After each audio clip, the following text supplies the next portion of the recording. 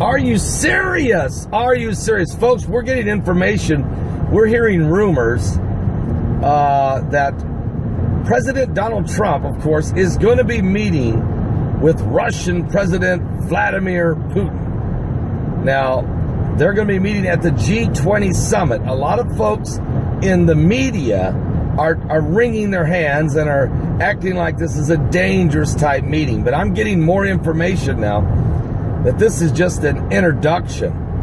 Of course, Trump's going to be at the G20. It's a very important meeting for everyone in the world. And we're talking about the economic powers of the world gathering. But rumors are that Trump and Putin may then schedule a power summit.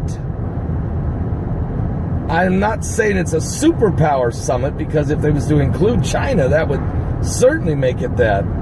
But a power summit that it may actually be in Moscow or in Washington. Either way, it'd be a two-part summit. One meeting would be in Moscow, one meeting would be in Washington. And you talk about sending a message to the hand-wringers over in the left, Nancy Pelosi and Chuck Schumer and that whole crowd of the mainstream fake news media. I mean, they'll just completely freak out if this gets announced. So I want you to, and what would they be talking about? Well, obviously, the last thing you want in the world is for United States and Russia to be at each other's throats, to be threatening each other. We don't need a return to the Cold War, even though that's what a lot of them on the left want.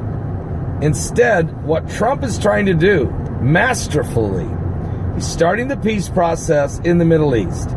He realizes that the enemy for everyone is ISIS and radical Islam. He already went to Saudi Arabia and had a warm welcome there, where he addressed 54 Arabic nations and told them, look, your problem is radical Islam, and you need to drive them out of your ideology. You need to drive them out of your countries.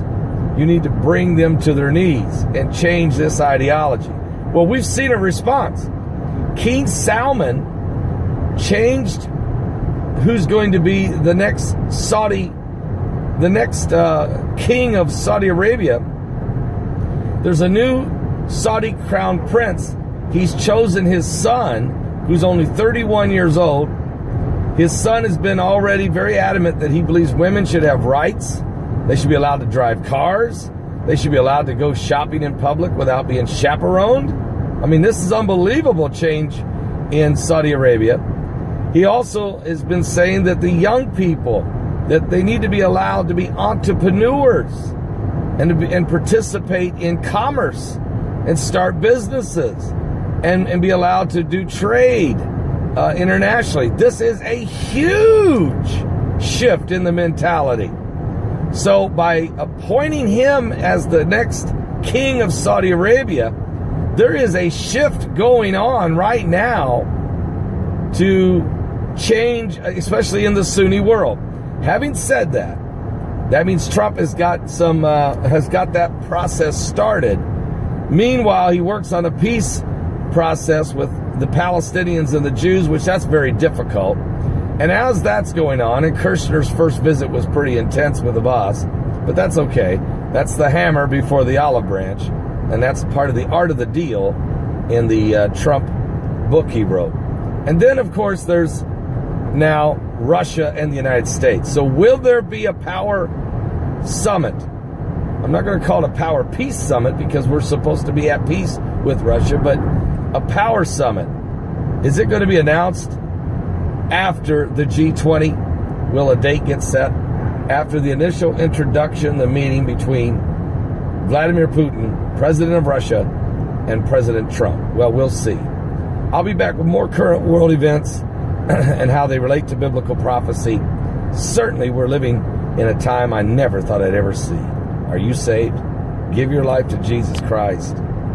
We are in the last days.